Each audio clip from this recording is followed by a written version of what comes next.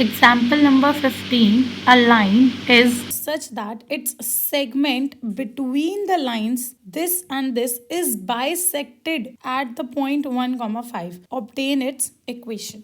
एक लाइन है जो दो लाइन के बीच में है. सपोज ये लाइन 1 है और ये लाइन 2. ये L1 है और ये L2 है. हम L1 पे लिख लेते हैं 5x minus y plus 4 is equals to 0 और L2 पे हम लिख लेते हैं 3x plus 4y minus 4 is equals to 0. अब वो बोल रहा है कि इन दोनों लाइन के बीच में कोई लाइन पास हो रही है. बात समझ में आती है. वो बोल रहा है line is such that it's segment between the lines. ये दो लाइंस है राइट. इन दोनों के बीच में कोई लाइन पास हो रही है जो बाइसेक्ट इस पॉइंट पे होती है 1, 5 पे. तो बेसिकली अगर मैं वो लाइन को ये मानूं, गॉट इट, तो वो क्या बोल रहा है, ये बाइसेक्ट हो रही है. मतलब ये 1, 5 पे यहाँ पे ये इक्वली बाइसेक्ट हो रही है L1 और L2 के बीच में. Got it. हम एक काम करते हैं, L2 को ब्लू से मार्क कर लेते हैं और L1 को पिंक से मार्क कर लेते हैं. बात समझ में आती है. अब हमें करना क्या है,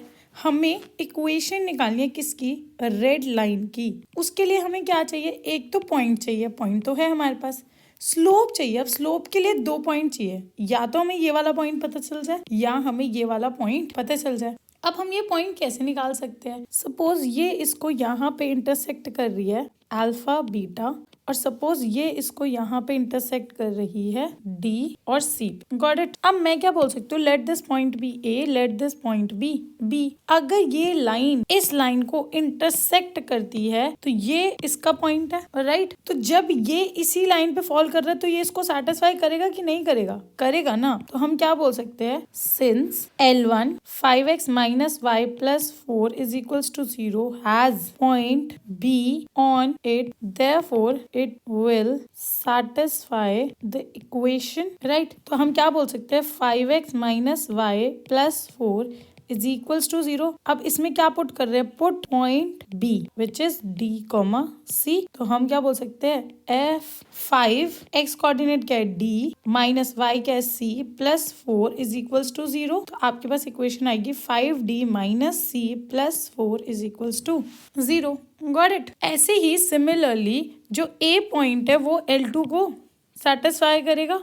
तो हम क्या बोल सकते हैं, similarly A point will satisfy L2. तो हम क्या करेंगे, पुट A in L2. तो आप बेसिकली अल्फा बीटा को पुट करोगे 3x plus 4y minus 4 is equals to 0 में. तो आपको क्या मिलेगा, 3 alpha plus 4 beta minus 4 is equals to 0. Got it. तो हम क्या करते हैं, हम इसमें ना इसी इक्वेशन से C की वैल्यू निकालते हैं. C will be equal to 5D plus 4 right. और हमारे पास यहाँ पे इस वाली इक्वेशन से बीटा की वैल्यू क्या आ रही है, 4 beta is equals to 4 minus 3 alpha. Beta is equals to 1 minus 3 by 4 alpha. Got it. हमारा ये आ चुका है. अब हमें ये दे रखा है कि ये वाली जो लाइन है ऑरेंज वाली, इसका मिड पॉइंट क्या है, 1,5. तो अगर हमें किसी भी लाइन सेगमेंट का मिड पॉइंट निकालना होता है तो उसका फॉर्मूला होता है alpha plus D by 2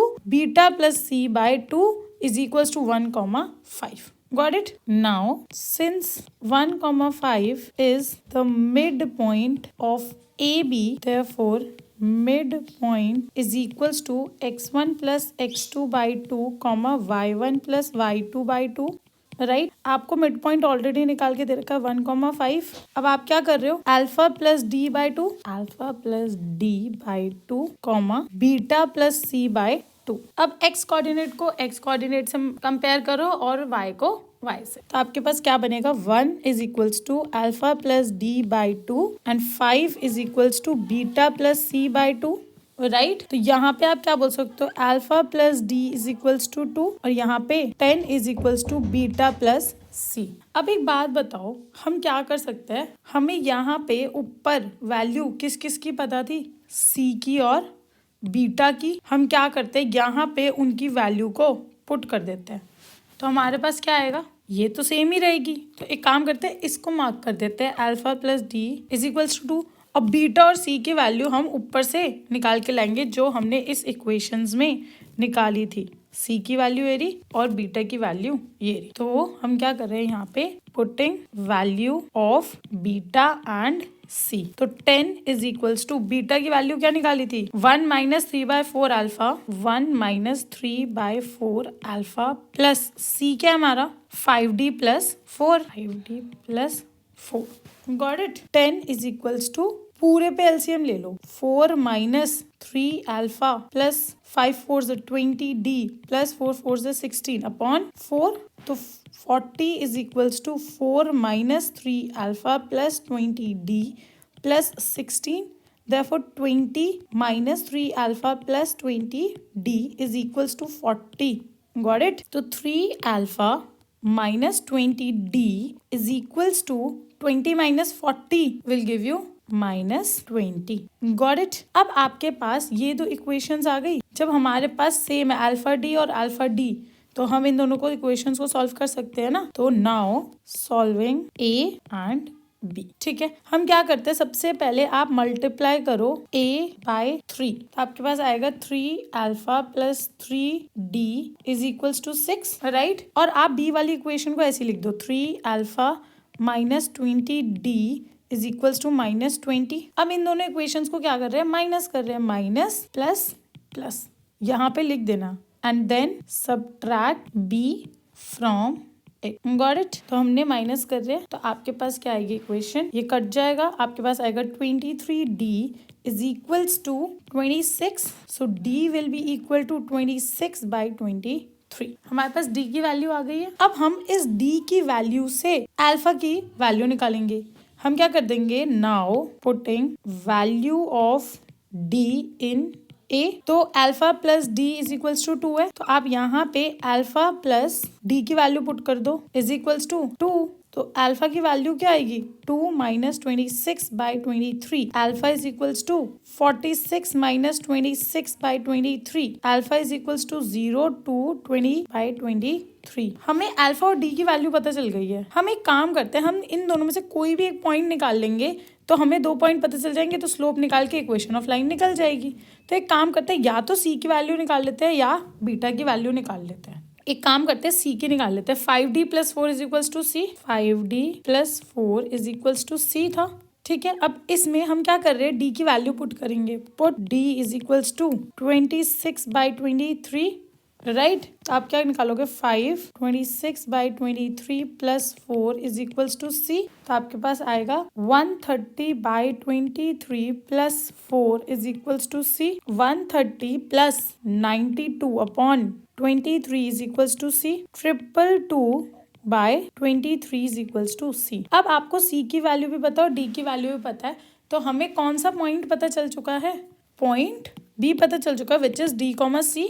point B हमें पता चल चुका है, which is D comma C, which is equals to C हमने निकाला है 222/23 और हमें डी निकाला था 26/23 और हमें ऑलरेडी एक पॉइंट पता है 1,5। तो therefore equation of line is equals to y minus y1 is equals to m x minus x1। अब वैल्यू पुट कर देंगे, y माइनस y1 में क्या पुट करें, 5 इज इक्वल्स टू m। कैसे निकालोगे, y2 minus y1 upon x2 minus x1 multiply में x minus x1।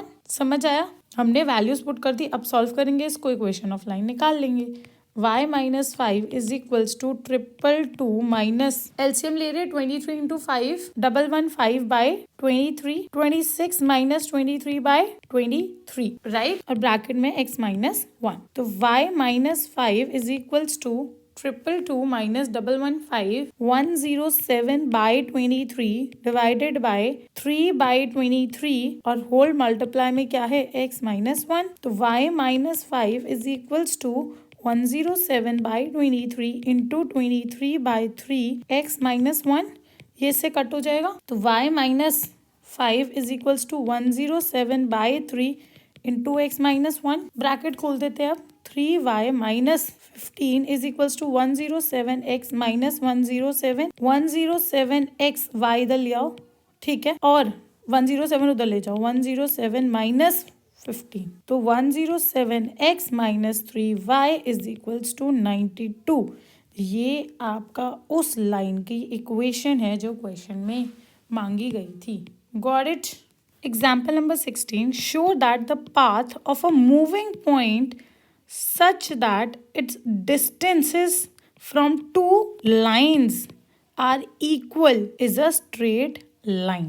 बात समझ में आती है? क्वेश्चन में क्या पूछा गया है? हमें दो लाइन दे रखी है, ठीक है। वहां से एक मूविंग पॉइंट का डिस्टेंस जो है वो सेम है अगर वो एक स्ट्रेट लाइन में चल रहा है। बात समझ आती है इतनी?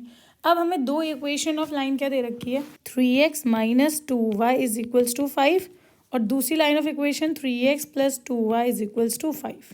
ठीक है, ये इक्वेशन 1 है और ये इक्वेशन 2 लेट। Got it? अब हम बोलते हैं कि कोई एक ऐसा पॉइंट है जो इन दोनों लाइन से इक्वल है डिस्टेंस पे। ठीक है, तो हम यहाँ पे बोल देते हैं लेट एक पॉइंट है, let that point be A, उसके कोऑर्डिनेट्स को h, k लेट कर लेते हैं। Is a point whose distance from the lines 1 and 2 are equal. तो आप क्या बोल सकते हो? अगर हमें distance of a point from a line का जो फॉर्मूला होता था वो क्या होता था? ax1 plus by1 plus C is on under root A square plus B square. तो अगर मैं ये वाला पॉइंट इसमें पुट कर दूँ और इसमें पुट कर दूँ तो इन दोनों का डिस्टेंस सेम ही निकलेगा ना। तो हम क्या बोलेंगे? 3h minus 2k minus 5 upon under root 3 का स्क्वायर प्लस माइनस 2 का स्क्वायर, राइट? वो बराबर होगा किसके? 3h plus 2k minus 5 upon under root 3 square plus 2 square के। तो 3h minus 2k minus 5 upon under root 9 plus 4 is equals to 3h plus 2k minus 5 upon 9 plus 4 root में ये इससे कट हो गया। तो आपके पास क्या बच रहा है? 3h minus 2k minus 5 is equals to 3h plus 2k minus 5। Got it? But जब हमारा ये सब मॉड में रहता है तो आप जब मॉड हटाते हो तो एक साइड पे प्लस और माइनस लगा दोगे। तो आपके पास दो इक्वेशन क्या आ रही है? 3h minus 2k minus 5 is equals to 3h plus 2k minus 5 और 3h minus 2k minus 5 is equals to minus 3h minus 2k plus 5। अब इन दोनों को सॉल्व करो। 3h से 3h कट गया, माइनस 2k माइनस 2k और ये इससे कट हो गया तो 0 minus 4k is equals to 0, k is equals to 0। k की वैल्यू तो आ गई 0। 3h और इधर आके प्लस 3h हो जाएगा, ये इससे कट हो जाएगा, ये माइनस 5 तो है ही, ये इधर आके माइनस 5 और बन जाएगा तो is equals to 0। 6h minus 10 is equals to 0। 6h is equals to 10, h is equals to 10 by 6, h is equals to 5 by 3। Got it? तो हमें h और k दोनों की वैल्यू मिल गई है। हमने पॉइंट को लेट करा था h, k, तो हम बोल सकते हैं कि वो जो लाइन है, हमें h और k की वैल्यू पता चल गई तो हमारे हिसाब से पॉइंट क्या आ रहा है? h, k था विच इज 5 by 3, 0। और आप अगर चेक करोगे तो ये पॉइंट जो है वो सेटिस्फाई करता है किसको? इक्वेशंस को। y इज इक्वल्स टू 0 और x is equals to 5 by 3 जो क्या रिप्रेजेंट करती है? Represents straight line. देयरफॉर हम बोल सकते हैं कि जो उसने हमसे मांगा तो वो हमने प्रूफ कर दिया। Got it?